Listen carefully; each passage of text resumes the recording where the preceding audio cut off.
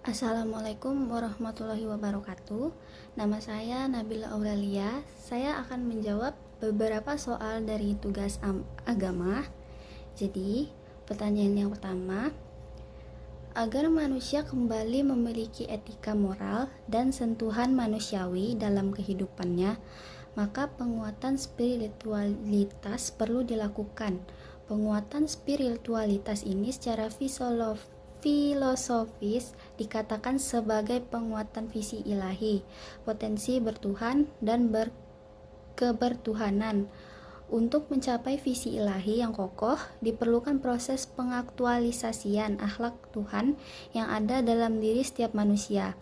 Lalu, apa yang harus dilakukan oleh manusia jika ingin memiliki visi ilahi yang kokoh?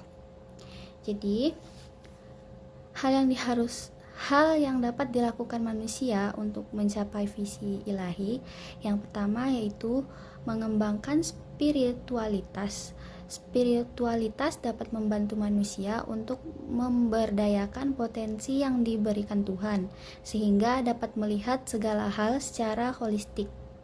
Yang kedua, menyeimbangkan akal, syahwat, dan nafsu amarah. Jika ketiga kekuatan pokok ini dapat diseimbangkan, maka hidup manusia akan menjadi normal. Yang ketiga, memperhatikan aspek spiritual. Manusia membutuhkan spiritual untuk mencapai tujuan hidup yang hakiki. Yang keempat, mendalami tasawuf. Tasawuf dapat memberikan jawaban-jawaban terhadap kebutuhan spiritual manusia modern. Pertanyaan yang kedua, Syed Hossein Nasr juga menawarkan terapi spiritual yang untuk mengatasi problematika manusia modern. Jelaskan. Jadi jawabannya, ia menghimbau manusia modern untuk mendalami dan menjalankan tasawuf, sebab tasawuflah yang dapat memberikan jawaban-jawaban terhadap kebutuhan spiritual mereka.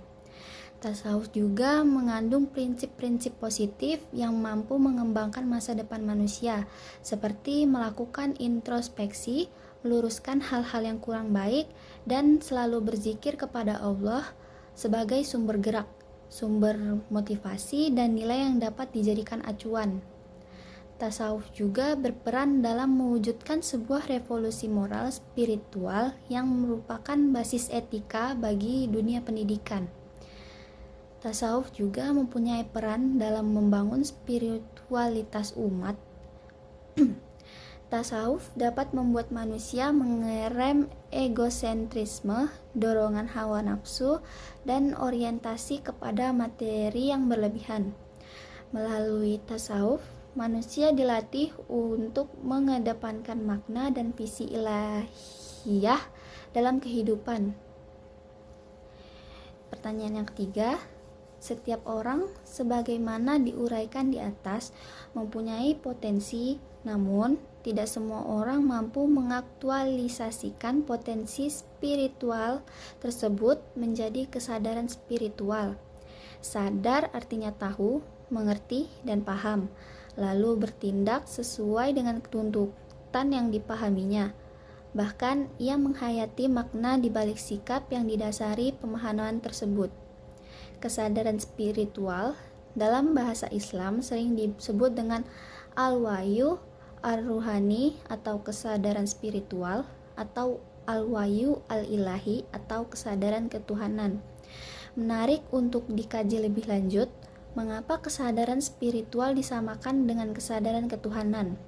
Jadi jawabannya, kesadaran spiritual dan kesadaran ketuhanan itu saling terkait, dan ada beberapa alasan mengapa keduanya sering dianggap sama. Yang pertama, pemahaman diri. Kesadaran spiritual membantu kita mengenali siapa diri kita sebenarnya, termasuk potensi dan tujuan hidup. Ketika kita menyadari hal ini, kita juga mulai memahami kehadiran Tuhan dalam hidup kita. Yang kedua, hubungan dengan Tuhan. Kesadaran kebutuhan adalah pengakuan akan adanya Tuhan dan bagaimana kita berinteraksi dengannya.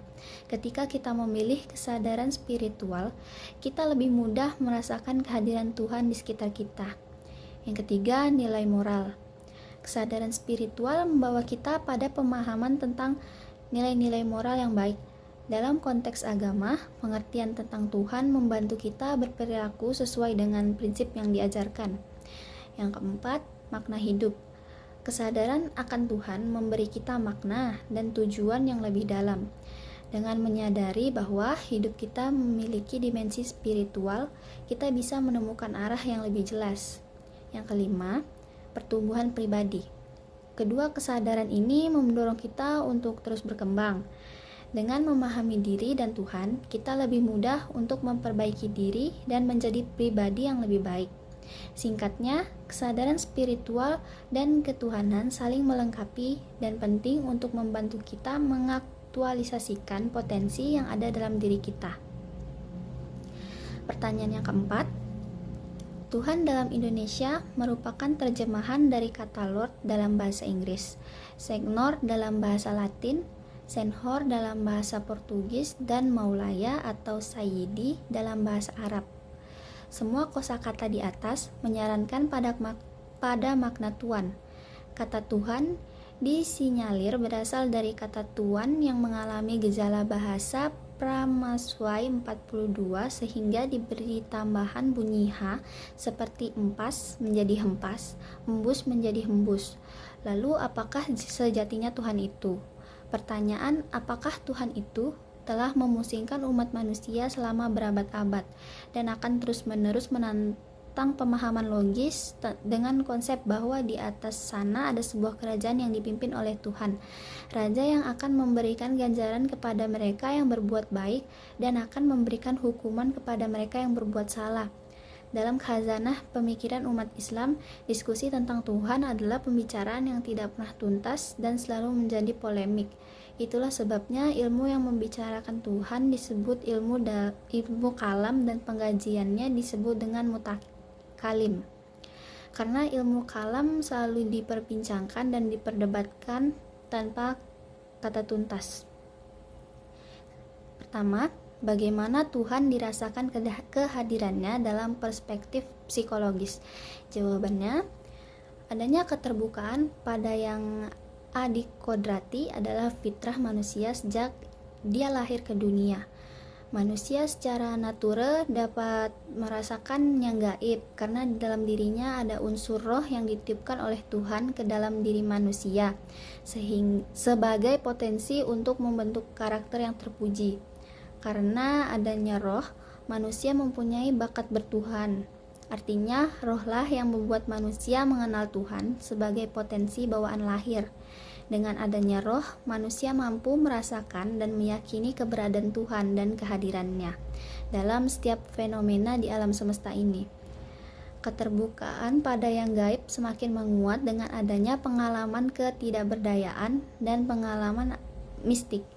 Pengalaman ketidakberdayaan adalah pengalaman hidup yang membuat seseorang merasakan bahwa dirinya memiliki kekurangan dalam memahami fenomena alam, sosial, budaya, dan psikis. Dengan pengalaman ini menyadarkan manusia bahwa aspek dari realitas yang dihadapi yang masih menjadi misteri dan belum dipahaminya. Pengalaman lain yang membuat manusia terbuka pada sesuatu yang gaib yaitu pengalaman batin ketika seseorang berada dalam kondisi fokus sehingga seolah-olah ia menyatu dengan peristiwa atau fenomena yang dialaminya. Pertanyaan kedua, bagaimana Tuhan disembah oleh masyarakat dalam perspektif sosiologi? Jadi jawabannya, sosiologi memandang agama tidak berdasarkan teks keagamaan atau kitab suci dan sejenisnya, tetapi berdasarkan pengalaman konkret pada masa kini dan pada masa lampau. Manusia dalam hidupnya senantiasa bergumul dengan ketidakpastian akan hari esok, keberuntungan, kesehatan maupun ketidakmampuannya untuk mencapai keinginan yang diharapkan, baik yang bersifat sehari-hari maupun yang ideal. Hal ini disebabkan oleh keterbatasan manusia. Sosiologi agama merupakan bagian dari kajian sosiologi yang tidak mempelajari ajaran-ajaran moral, doktrin, wahyu dari agama-agama itu, tetapi hanya mempelajari fenomena yang muncul dari masyarakat beragama tersebut. Sebagian ilmuwan mengajukan tesis bahwa kebertuhanan umat manusia dimulai dari tahap animis, politeisme, henoteisme, dan monoteisme. Dalam literatur sejarah agama dikenal teori evolusionisme, yaitu teori yang menyatakan adanya proses dari kepercayaan yang amat sederhana meningkat menjadi sempurna. Pertanyaan yang ketiga, bagaimana Tuhan dirasionalisasikan dalam perspektif filosofis? Jadi jawabannya menurut Ibn Rushd, penyelidikan terhadap alam semesta tidak bisa berjalan sendiri tanpa mengikuti metode penyelidikan yang digariskan. Al-Quran mencoba membuktikan Tuhan dengan dua penjelasan. Pertama, fasilitas yang dibuat untuk kenyamanan dan kebahagiaan manusia dibuat untuk kepentingan manusia dan menjadi bukti akan adanya rahmat Tuhan. Yang kedua, keserasian alam seharusnya ditimbulkan oleh sebuah agen yang sengaja melakukannya dengan tujuan tertentu dan bukan karena kebetulan. Para filosof Muslim klasik mengatakan bahwa Tuhan adalah pencipta dari segala sesuatu yang ada di alam yang nyata ini. Tuhan menjadi sebab utama dari segala akibat yang kita lihat saat ini. Tuhan merupakan wujud yang niscaya, yang artinya Allah adalah wujud yang ada dengan sendirinya dan tidak membutuhkan sesuatu pun untuk mengaktualkannya. Pertanyaan yang keempat, konsep tentang Tuhan dalam perspektif teologis. Jadi jawabannya, dalam perspektif teologis, masalah ketuhanan, kebenaran, dan keberagaman harus dicari penjelasannya dari sesuatu yang dianggap sakral atau dikultuskan karena dimulai dari atas atau dari Tuhan sendiri melalui wahyunya. Artinya kesadaran tentang Tuhan baik buruk, cara beragama hanya bisa diterima kalau berasal dari Tuhan sendiri. Melalui wahyu yang diberikan Tuhan, manusia dapat mengenal Tuhan. Manusia mengetahui cara beribadah dan cara memuji serta mengagungkan Tuhan. Tanpa inisiatif dari atas atau dari Tuhan, manusia tidak dapat beriman, beribadah, dan beragama. Dalam agama Islam, Tuhan menurunkan wahyu kepada Nabi Muhammad SAW melalui wahyu yang diterimanya.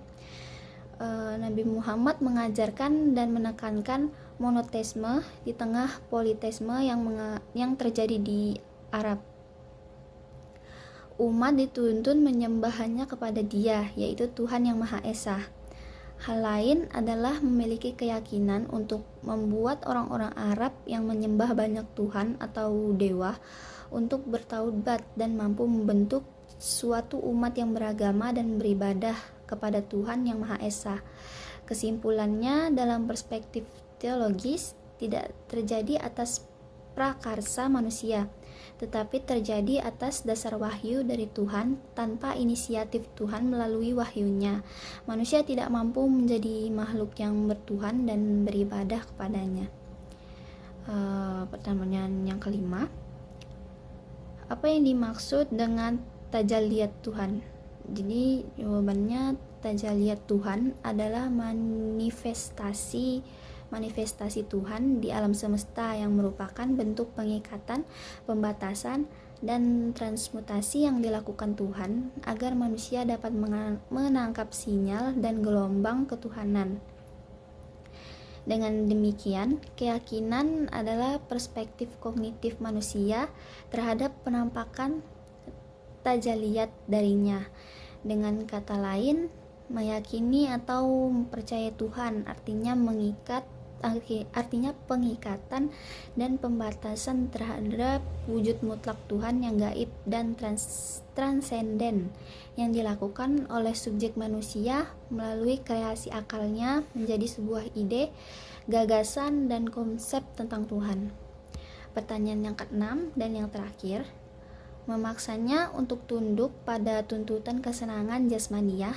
Seringkali terjadi konflik internal dalam diri manusia antara dorongan spiritual dan material, sehingga dalam khazanah Islam dikenal paling tidak ada 3 tipologi jiwa manusia, yaitu an-nafs, al-ammarah bisu atau jiwa yang selalu tergerak melakukan keburukan, an-nafs al-lawwamah atau jiwa yang selalu mencela diri, dan anfas al-mutmainnah atau jiwa yang tenang. Agar manusia dapat tetap konsisten dalam kehidupan dan kebenaran Tuhan, apa yang harus dilakukan oleh manusia?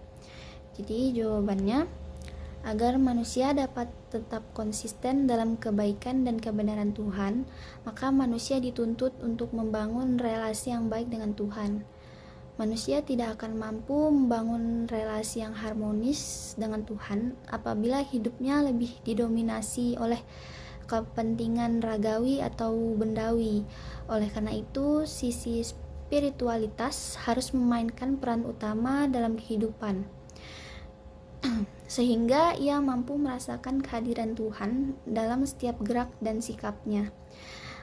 Apabila manusia telah mampu mengasah spiritualitasnya sehingga ia dapat merasakan kehadiran Tuhan, maka ia akan dapat melihat segala sesuatu dengan visi Tuhan atau ilahi. Visi ilahi inilah yang saat ini dibutuhkan oleh umat manusia, sehingga setiap tindaknya dan sikapnya, perilaku manusia didasari dengan semangat kecintaan kepada Tuhan sebagai manifestasi kebenaran universal dan pengabdian serta pelayanan kepada sesama ciptaan Tuhan. Ya. Jadi segitu saja dari saya, kurang lebihnya mohon maaf. Wassalamualaikum warahmatullahi wabarakatuh.